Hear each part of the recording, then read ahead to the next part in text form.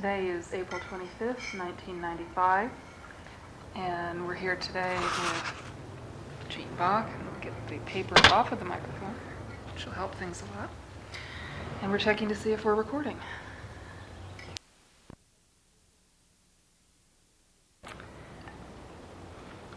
Oh, we were always fascinated with the fact that there seemed to be two sides to Johnny Mercer. And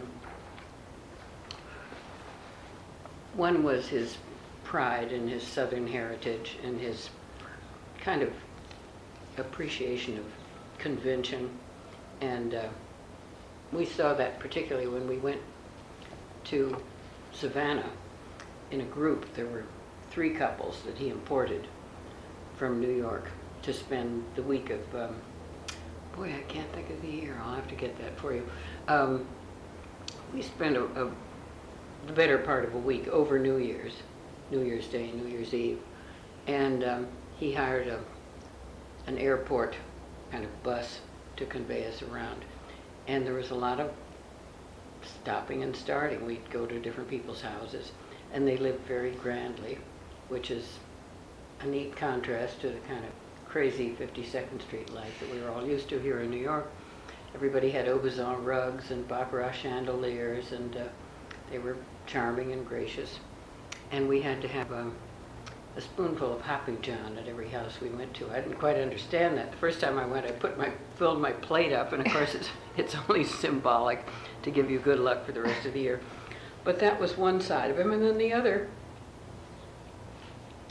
was this absolute fascination with black culture. And I guess when he was growing up in Savannah, that was something you didn't feature. And his cousin Walter Rivers was quite, is he still with us, by the way? No. Well, Bob said it was absolutely appealing, the picture that he painted of the 2 kids, Johnny and his cousin, kind of sneaking out of the house and going over to listen to, I guess, sitting on a hill or something just above the black churches and listening to the music. Mm-hmm. And so he, in time, became a jazz person, I think, just inspired by all this.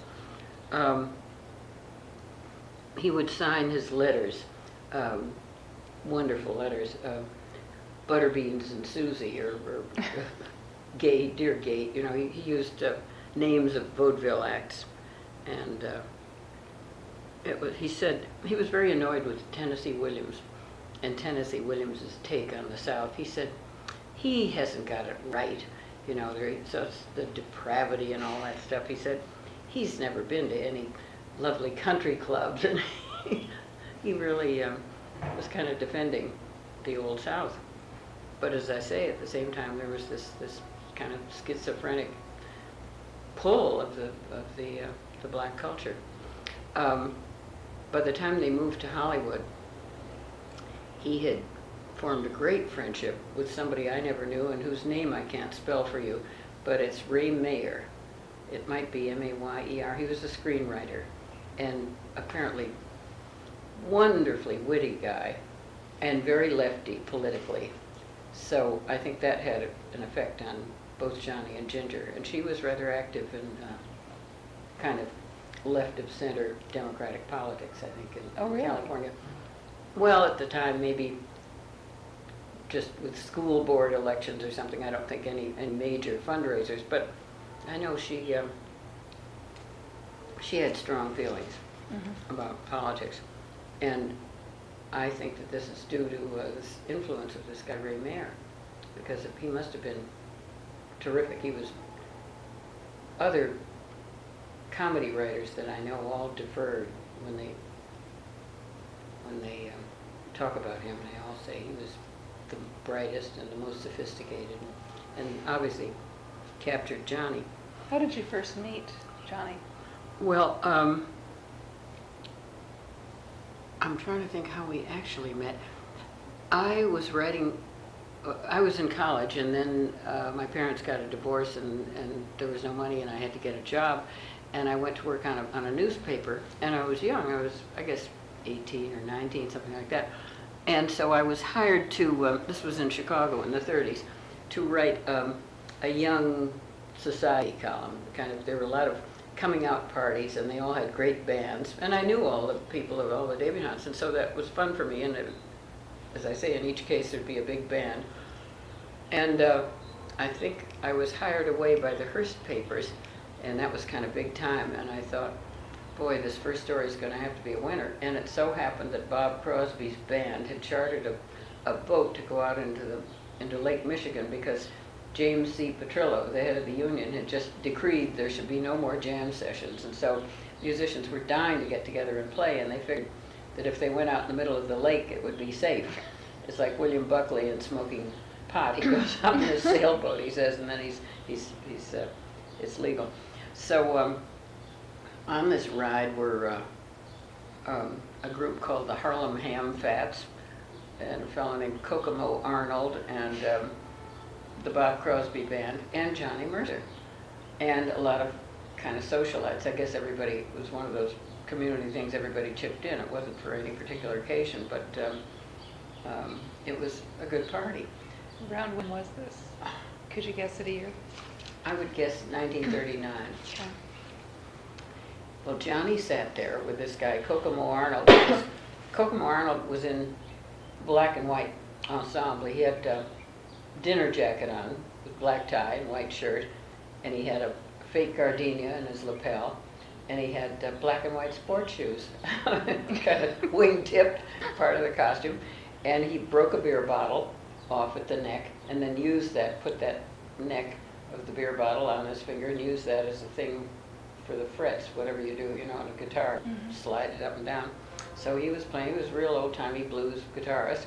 So Johnny sat there with him, and he sang extemporaneously blues lyrics about everybody on the party. He would say, there's Jean Bach, she's so, or no, it wasn't Jean Bach then, it was Jean Enzinger. But at any rate, I don't think he sang about me, but he did sing about a lot of people, buddies of his that he knew on the boat, and made them up as he went along. I mean, it was uncanny, and they were clever. It wasn't just Moon and June stuff.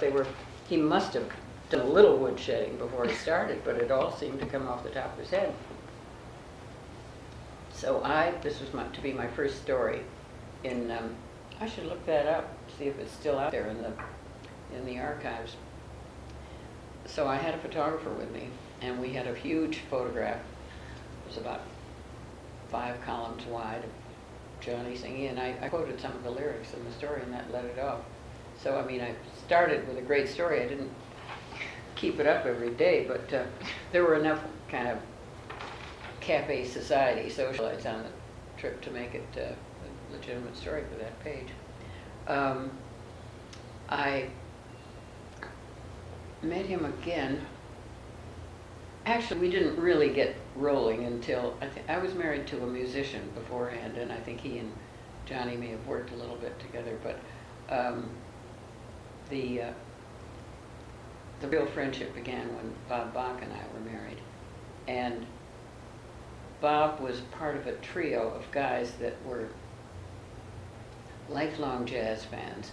One was James Downey from Savannah,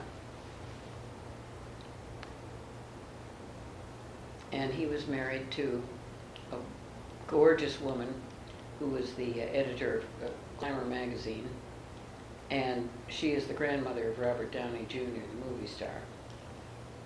She was a model. The next one was William O. Harbach, whose father, Otto Harbach, was a great lyricist who wrote Yesterdays and Smoke Gets in Your Eyes, and was one of the founders of ASCAP. And Bill Harbach is immensely attractive and became a great friend of the Mercers. Johnny and Jimmy Downey grew up together in Savannah, and Johnny's enthusiasms had a great influence on Jimmy. Johnny was fascinated with nature, and birds particularly, and that's all detailed in the song lyrics. But we'd be sitting on the beach, and a gull would fly by or something, and Jimmy Downey would do his arms like the gull, sort of imitating, and it was something that he'd gotten from Johnny, and he was so fascinated. Look at that gull, he's going, and then up would go the elbows and he'd do the thing.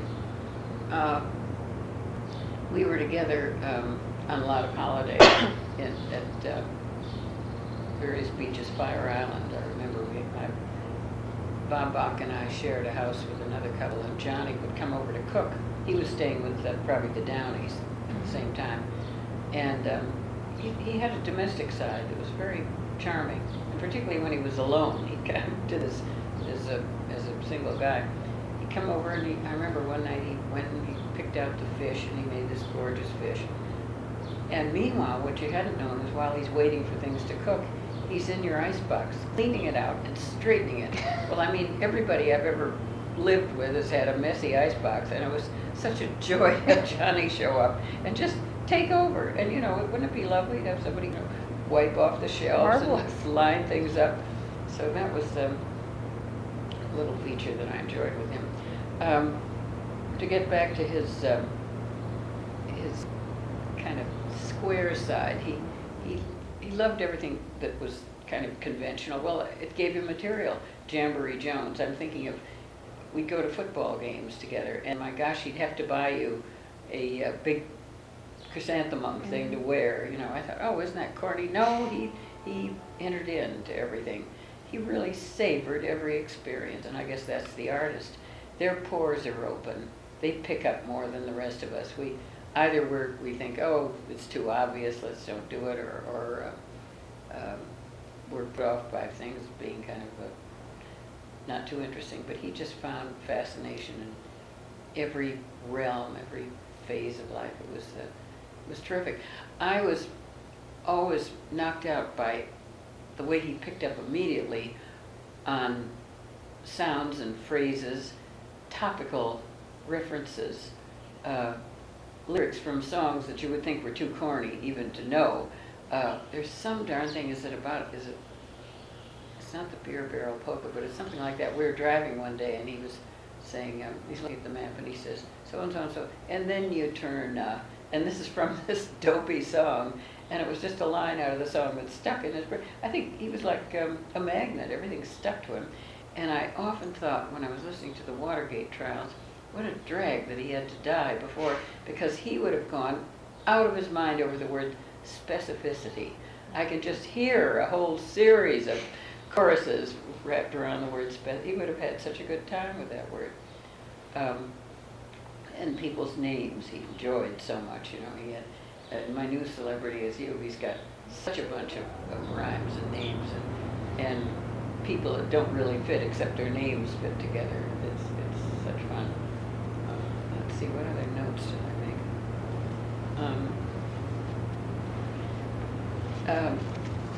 About his taste for domestic life. As you know, he didn't like to fly. And of course he wrote this wonderful song, The Air-Minded Executive Dearly Loves to Fly. And that was inspired by a phrase that he got out of Time magazine. He was always writing stuff with phrases that kind of, remember there was one called Affable Balding Me? That was out of a Time magazine article. Really? Yes, they referred to somebody as affable, balding, so-and-so, and that just knocked him out. He just would pick up everything and turn it into something entertaining. So he wrote about the air-minded executive, but couldn't make it. But then finally one day he decided that he had to get to Europe because I guess he was going to team up with Andre Previn. And so they took a steamship, and suddenly he was able to enter the old world, and he loved it. They went to France, and they got a place, something called the Résidence du Bois, and there's a picture of Bob and Johnny on the paper flap of the book, Our Huckleberry Friend. That was a colored snapshot of Bob and Johnny in the garden of the Résidence du Bois. And Bob went over there to spend some time with him. And he said Johnny was loving it. Now, he didn't have any French or just a few words, but somehow he got along. He was so darling that people kind of obliged him and helped out. He would go, Bob said, and spend the whole morning studying the fruit in the fruit stalls and picking stuff out for lunch. And really, he just he savored that experience. And it was that kind of living that he just enjoyed so much. We may have some more photographs for you to look at. Yeah, all right. I think we have a series of snapshots that are probably from that trip. Oh, from that trip? Oh, well, that'd be fun.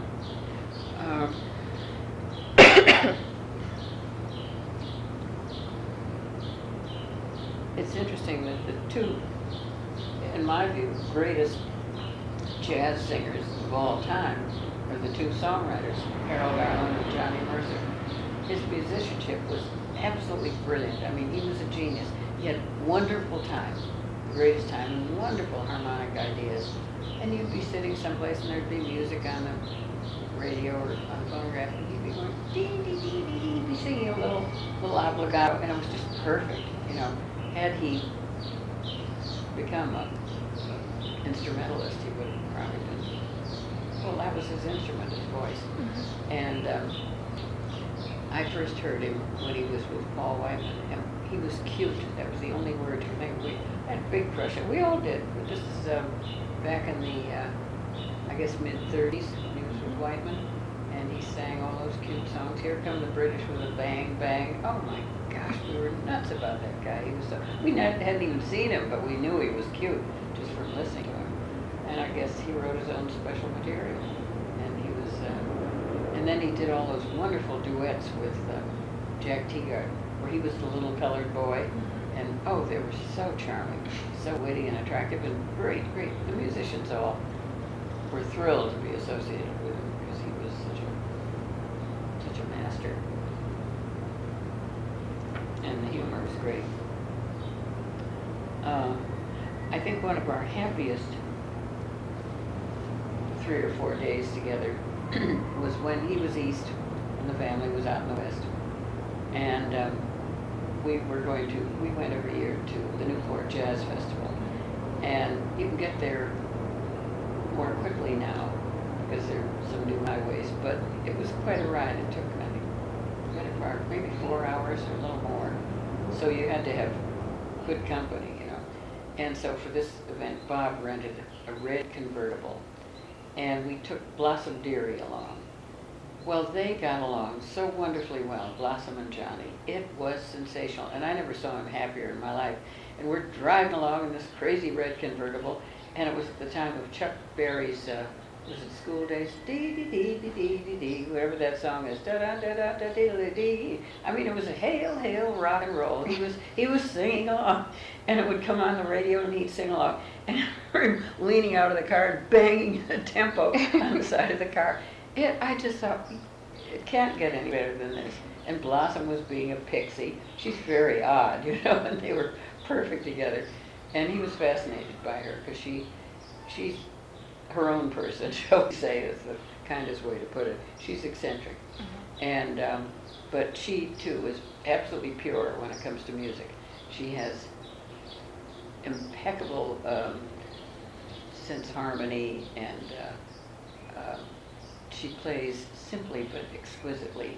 And her voice is phenomenal. It's high and sweet and pure, and she has no regional accent, which makes her a great favorite of lyricists because you can hear every word she sings. And so a lot of lyricists have given her their material before it comes out in the world, just because they want her to launch it. Sheldon Harnick and a lot of people, Bob Hames, I think.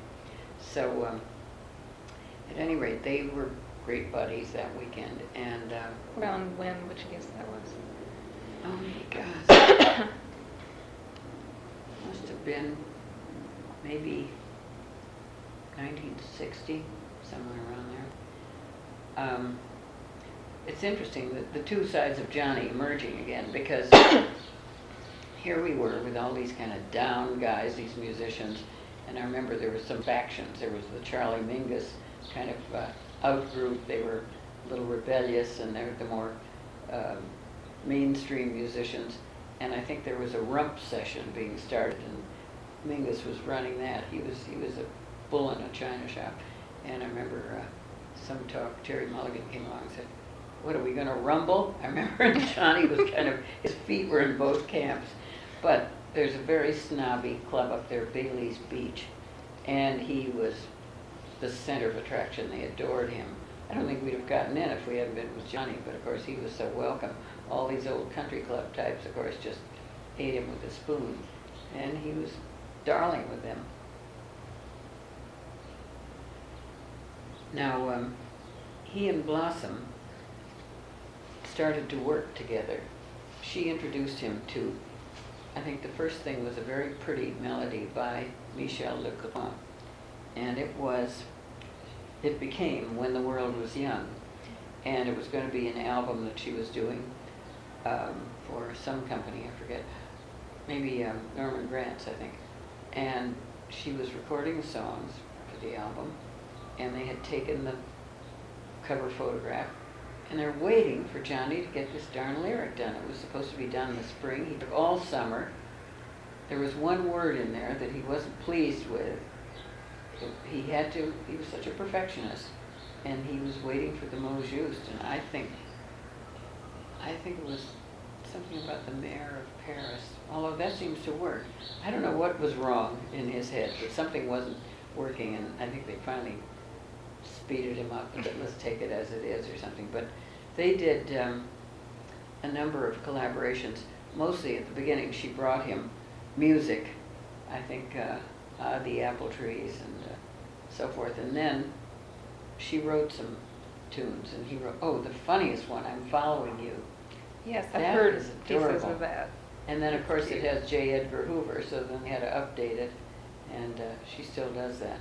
But that shows you what a take he had on everything. It was so witty, that I'm Following You. And that was one of her tunes.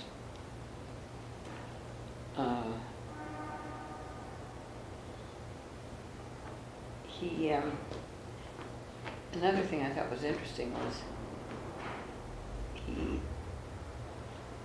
he wanted, you get the feeling that his genius was squirting him out all over in every direction, and yet he had this great regard for conformity, and he got absolutely defensive about family, and even when his children weren't turning out as one might hope, he would say, but children, that's what it's all about and everything. And I don't know whether he really believed it or not, but it was a kind of point of argument in his case, and it was like he wanted it to be that way, even if it didn't materialize. He'd be taking gas at the way the world is going now, with the families collapsing all over the place. Yeah, he's lucky to be out of it. I mean, we're the poor, but he wouldn't care for this world at all. Probably not. No, a lot of stuff about it. The emphasis on family is a very Southern thing as well. Oh, well, that's what it is, then. It's Well, sure. part of it, Yeah. it could be something else with him. Yes, and they're all kin folks, and they're crazy about each other. And some of that photograph thing that I gave you there, I think he has a cousin in that photograph, Hugh. Mhm. And yeah, that's Southern. That's true. Has anybody talked about the drinking? Well, we know about it a little bit. Margaret's talked a little bit about it. And if you have insights to shed on Well, it. what's so poignant is it's another case where he's being pulled in two directions, because so contrite the next day that you couldn't stand it. I mean, he would overdo, send you the absolutely biggest plant that you'd have to, rearrange your living room with a note that was so abject and so touching. And yet, when he was on this tear, it was, he would ruin your party, by just being rude.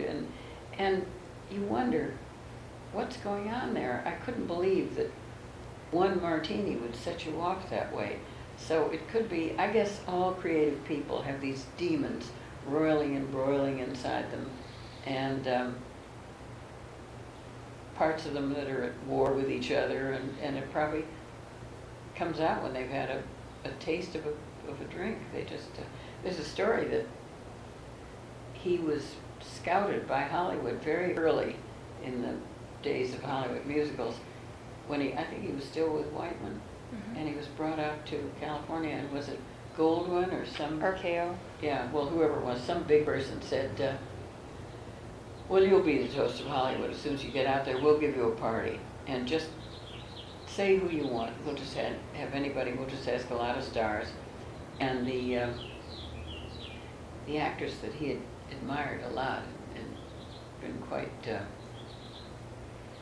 interested in seeing her develop was Helen Hayes. He adored her. And he said, do you think I could meet Helen Hayes? I said, no problem. She's out there at the studio. We'll have her. And by the time he met her, he was intoxicated. And he told her to go screw herself, or I don't know, he just said something terrible. And I mean, it must have just killed him afterward to realize that who knows what, anyway, he blotted his copybook, let's put it that way. It was unfortunate. Jack Wrangler says it was your house where the story came from, that Margaret's using it off and on in her show, about him taking after the cat. Oh my God, does he know that? Yes, that was really terrible. He was lashing out at everybody and throwing insults around and embarrassing all of us here in this house.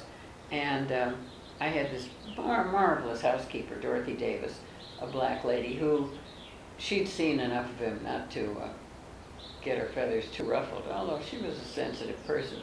But she had a pretty good sense of humor herself. But she said she drew the line when he turned on Seymour and he looked at him and he said, and you're nothing but a cat, and a terrible alley cat or something. I mean, he was really, she said, just a minute. She said, you can insult my madam and you can insult me, but you can't do it to Seymour. She was defending.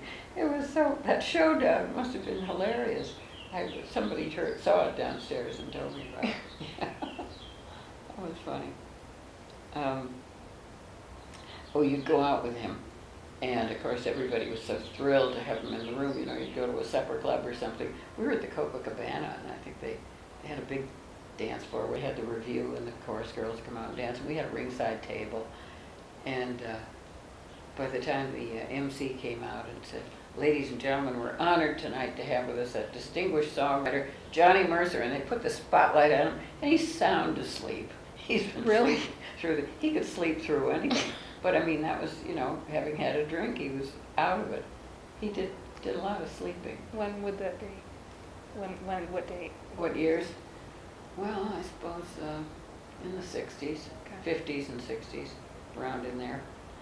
I had a story about Johnny and Judy Garland that was quite colorful. And I told it to a guy named Gerald. I'll have to look here and see what his name is. He's a wonderful, famous writer, and he wrote a big book, the last book about Truman Capote. He wrote, Jerry, we'll look at him.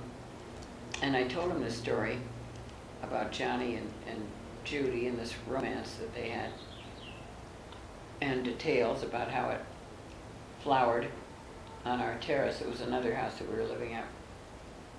Here in New York? In New York, yeah, on Charles Street. We lived in a kind of a dump over on Charles Street, but it had a great big huge terrace out back. And the party was in November. And as I say, it was a rather modest setting, and we entertained a lot then. And the crowd started to dwindle, and finally there was nobody left. Excuse me. So the upshot was that I thought everybody had left the party, and I said to Bob, let's go to bed, rinse out the ashtrays, and we looked out the window and we saw a limo parked in front. I said, you sure everybody's gone? Somebody's car is still out there. So we decided, well, maybe they forgot they had a car and took a taxi. And it was Judy and Johnny on the terrace for the rest of the night. So I told that to Gerald Clark. So then he tried to trace it, and certain parts of the story didn't jive. He said, I don't think that ever happened. So at this point, I think we better put it in limbo and wait for further verification. I mean, I remember that part of the story, but the part that I had heard was that he had seen her when she was a little girl with the trio and had spotted her as a real talent. She was 12. And the way I understood it, he didn't see her again until her wedding day. She married Dave Rose when she was 17, and he went to the party and they started dancing together. And she said, "Oh, this is such a thrill for me to be dancing with Johnny Mercer, my favorite songwriter." And he said, "But you don't understand. I've been crazy about you ever since I saw you when you were 12." And the more they danced, the more they got together. And then they decided they were both in the same lot, that he would meet her the next day for lunch. And they began this relationship that just had him kind of crazy. He was walking around punchy, and it was raising Cain. And this woman, Betty Downey, that's in the photograph, and Jimmy were visiting them. And she went out to see Judy, and she said, "What are you doing? You know, you're really making things very complicated." And Judy agreed, "Yes, I'd better not pursue this." And so when I told it to Gerald, whatever his name is, he said, "Well, that story doesn't ring true, because they had been in they'd had some association in a musical way before that." And so, I mean, I know that they did indeed rediscover each other at my house that night, but I don't know, the beginnings don't seem to add up too well. So I think we put that all aside until... Did it continue from there, from your house? Or Well, did anybody know? no, I don't think so. I mean, by then, no, that was just a remembrance of things past, I would guess. So, We've wondered off and on, because when I came to the collection, which was about 9 months after the opening, when you all were there, I was simply told that the library had been told not to mention Judy Garland around Mrs. Mercer. Mm-hmm. And so we simply never did, and we Mhm. never put any sheet music or anything in the exhibit that Mhm. might start anything, but I never Mhm. was allowed to ask why, and we didn't know why. And I still don't know if the person who informed us was just being oversensitive about it, or if there was something to be sensitive about. Well, it was a fact. I mean, Mrs. Mercer was not appreciating. Nobody was appreciating the fact that Johnny was walking around like he was drunk. You know, I mean, you're so smitten that you can't hear when people are talking to you. And Betty Downey told me that she got in a taxi and went over to the MGM lot and said, "Look, you know, knock it off. This is not making sense at all." So I think my facts were probably askew as far as their not having seen each other from age 12 to age 17. That part probably wasn't right, but yeah, well, he was a cute guy. I mean, you can't plan. I don't think it got in the way of any of her other alliances. I mean, she was married a few times, and she had she was self-destructive. I mean, that we know. So he's lucky to have escaped. So the acquaintanceship at your house was roughly when?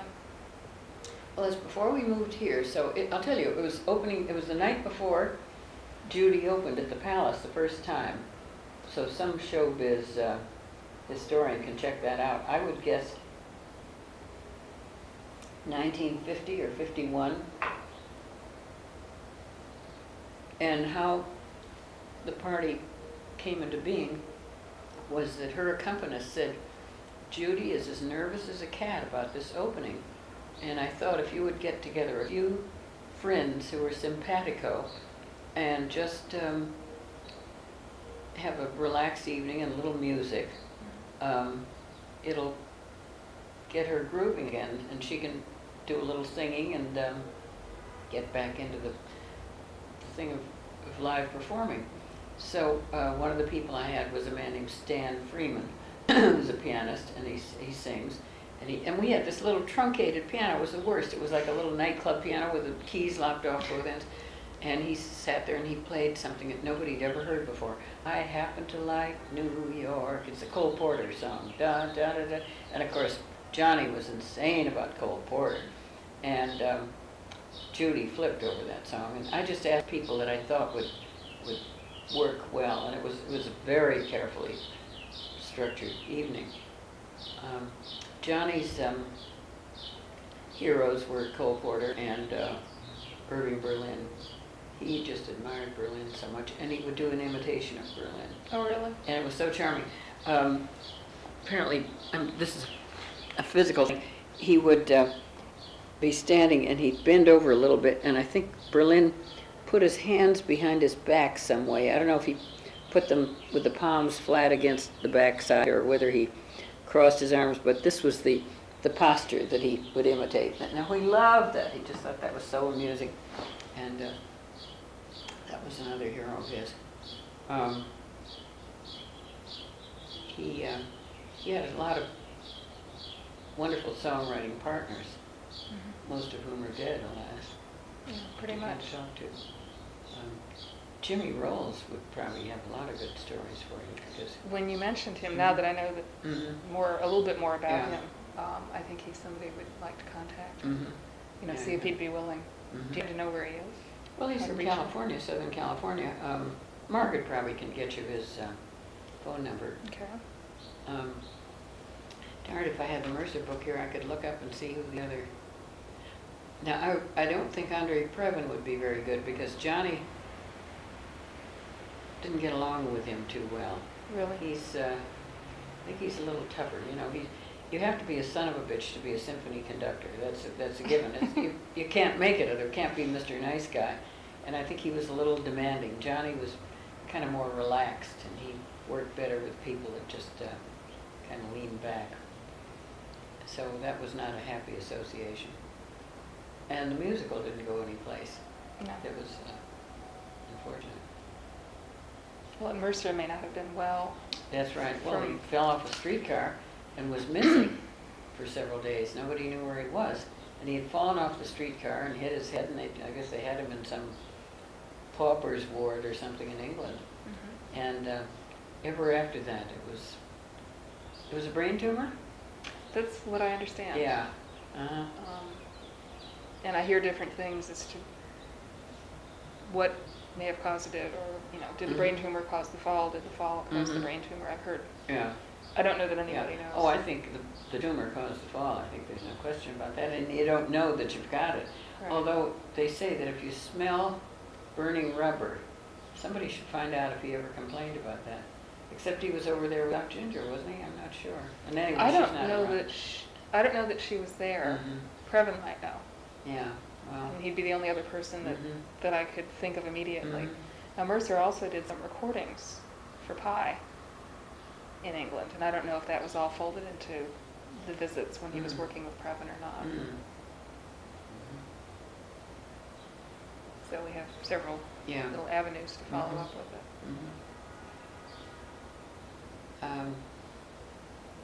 Dang it, I wish I had those other pictures at hand for you. Because that was a typical thing. We had this we all liked the same music, kind of. And Willie the Lion Smith was a great favorite of all of ours. And so we adjourned to the studio, and there are a lot of pictures, apparently, of just Mercer and the Lion that Peterson says he's going to send me next.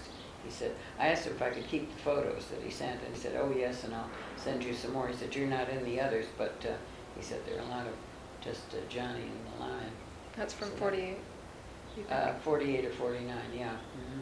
Yeah. One of the things, in addition to talking to people and whatnot, that I'm interested in doing is coming up with kind of a census of where materials are that show Mercer, relate to Mercer. And he wrote letters to people. Yes, he did. He was photographed, obviously, in places that I haven't even thought of. Mm-hmm. And so we'll be sort of putting out feelers with this, with major figures in American history, presidents, Thomas Jefferson, Abraham Lincoln, people like that. You do collected publications of letters and that type of thing. I don't know that it's ever been done with an artist, with songwriter. I don't know that we want to, but I'm real interested in finding out who did he write to, who still perhaps has copies, has the letters. Yes. Oh, And that's going to be a very slow process. And it's this crazy typewriter.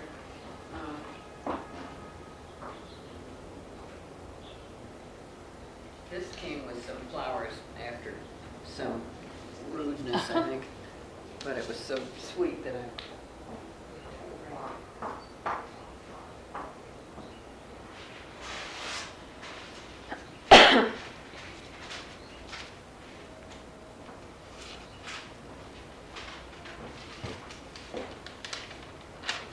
This is a typical kind of.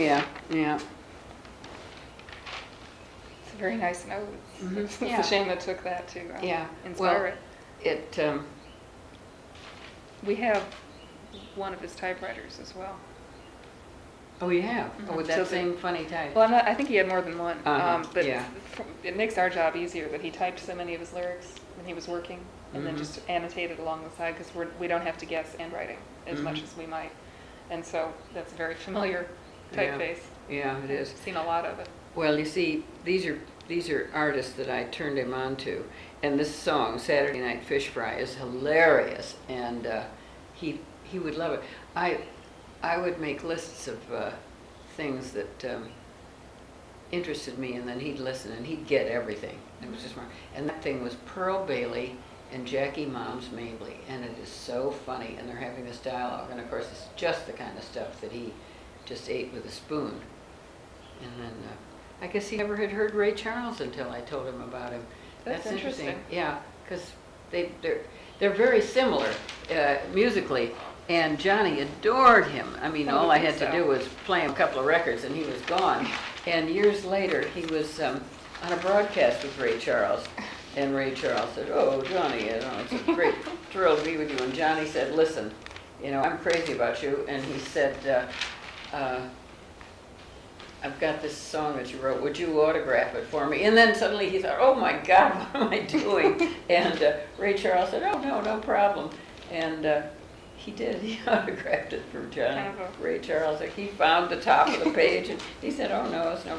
But Johnny said the minute he asked for it, he thought, "Oh God, what am I thinking of?" And But it's kind of a compliment. oh, it's adorable. And Ray Charles was very pleased I'm about the sure whole he's thing. used to Yeah. dealing with questions like that. Yeah. Listen, would it be rude if I interrupted this by making a phone call right No, now? no.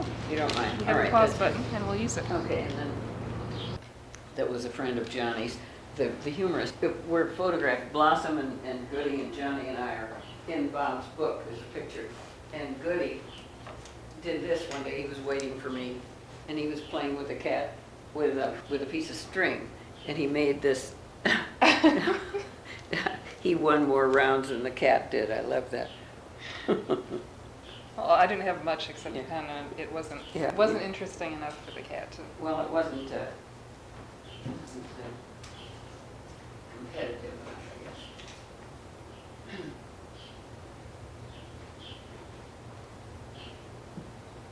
Oh, I'm so tickled about Margaret's act with the Mercer songs and everything. It's just a wonderful, comfortable evening. Yeah. And it's the combination, again, of the reminiscences that people don't know. Mhm. And the people don't know that he was caught with Capitol Records. Routinely, when people come, we've redesigned the Mercer room since you were there. We've moved and Oh, really? right, and it's different, and we have a big section on Capitol. We Mhm. kind of went chronologically through his life, so we have some childhood things and Mhm. some Paul Whiteman and early Mhm. Hollywood, and then we get to 1942 and we get to Capitol, and routinely people come in and say, "I had no idea about that." So what she's doing with her way of telling the story, they get the songs, which they were coming for anyway, and they know those things. But they understand when it's over that he worked with her father, Mhm. and that he helped found Capitol Records, and he did this, he And did these that, and great it's- people around Capitol, Nat King Cole and all these. Well, they know all Peggy- those Peggy names. Lee, yes, and so to think they all came from Johnny, yeah. yeah. And so it's not exhaustive. It's not that they know everything about it, Yeah. but they get this sense that they understand. Mhm. It's lovely. Yeah.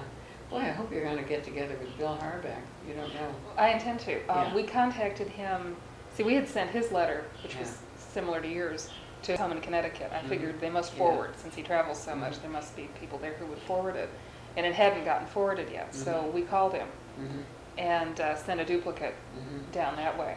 And I was trying to set up interviews with you Mhm. and Hugh Forden Mhm. and Bill Harback Mhm. here, but his schedule is completely contrary to, well, when you guys are here, he's going to be somewhere else, Yeah. and when he comes back, you all are going to be gone. When I was just in Palm Beach a couple of weeks ago, and I took all the material that you'd sent me and showed it to him, and he didn't know about it. And I Mhm. showed him the past and said, "Look, here's my picture." And he said, "Oh yeah, you remember that weekend." Do you know the time right now? It is now 3:05. Do we need to wrap it up? We need to, well, within the next 20 minutes, I think. I can't think of any other topics. I got to be uptown at about 10 or 4. I guess I have 2 questions Yeah. then. Is there anything in particular that you think the world should remember about Johnny? Well, that he was a major poet, absolutely. His memorial was something that Bill Harback will have to describe. Bob Bach and he put it on, and they stressed the quality of his writing. It was really practically had highbrow, pretensions. It was just marvelous. And Cliff Robertson, the movie star, recited the lyric to "The Days of Wine and Roses," which is either 1 or 2 sentences, and it's not a poem at all. It's just a beautiful kind of free-form, who knows, little essay. It's really charming. And if you just recite the words and don't even have the music, it just stands alone. I think that he's really terribly important in that regard. That the stuff is so. The humor we all know about, but the topical references and just the magic, just great. Carl Rowan did a wonderful piece about his lyrics and how they affected him. Well, he did such a wonderful job of weaving it into his own life. Mm-hmm. That when Wasn't Rowan was thus and so aged, growing up, yes, and had these little lessons this that he learned. experience. So sweet. And that's what we notice about people that come to the exhibit. Oh, is really? that, well, they were courting perhaps, or they Uh-huh. were in the service, Yeah. or it's the stages of their Uh-huh. life, Uh-huh. and he was there. Mm-hmm. He was in the movies, Mm-hmm. his words were, his Mhm. lyrics were, or they were seeing him perform, or his voice was with them overseas, Yeah. the Armed Forces Radio Yeah. Service. And it's very interesting to see the sort of interaction and interweaving of who he is and who he was with American life, Mm-hmm. particularly since what we're seeing now is those words and those songs in TV ads, in movies, in situation comedies. People don't necessarily know his name, Uh-huh. but the music and the words are still there. Yeah. That's kind of interesting for us. Oh, that poor guy, if he'd have to hear rap, these I think he could out-rap him. well, he could in a very witty and clever way, but these things are for the greats. Well, it's the dumbification of America. I think people were brighter in the olden days and really grasped the subtleties of his stuff. I think today's market is just made up of people that can't use their brains. We were more literate. Yeah, I think he's too good for today. He's lucky to be out of it. One of the songs Margaret's doing in her show is "I Fought Every Step of the Way." Mm. Are you familiar with that? Yeah, I've heard her. And they're trying to track down all the variations on Yeah. the lyrics that he did. They said he Yeah. kept changing it every Yeah. time that Oh, that's it was interesting. performed. Uh-huh.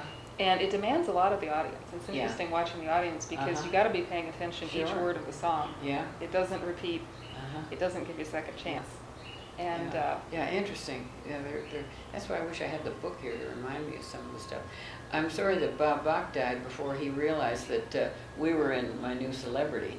Blossom just recorded some of the words and My New Celebrity, but he had tons more lyrics. really, And I think her second recording put in the one that has Bob and me in it, and that would have made Bob feel so good to know that he was immortalized in Johnny's lyric.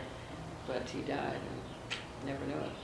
She brought the record out, I think, later that year with Bob. And it was something about the parties that we have. Mhm. So it was cute. Well, I thank you for the interview. Well, And thank you for coming all the way over here and finding your way. You get a gold star for that. It was wonderful. We had a Yeah. great time. Yeah. We may be back to talk to you Yeah, again. if well, you're when you come to talk to Billy, maybe I can muscle in on that. I would love to. Because we'll tell you all about the trip to Savannah. And Bob and I left before the whole week was up, but they stayed for the Harbacks. Who were the people on that trip? All right, It the was- Downies, but it was okay. Jimmy with a new wife this time, I think, or was he? Yes, Jimmy had Marge Downey, his second wife, Mhm. Marjorie. And Bill Harback had his former wife, Fay, with him. Okay. And Bob and I were there. And they put us up at the Oglethorpe, and we went to parties at the Oglethorpe Club, and we went to You go to an oyster roast. I don't know. We did everything that you do in Savannah. It was so when this book came out, I thought, oh, I know this old book. I've seen that movie. Maybe from a different slant. Yes, quite right. Yes, yes, quite. Yeah. Well, So thank you again. good. Well, Let me turn this off. treat to meet you.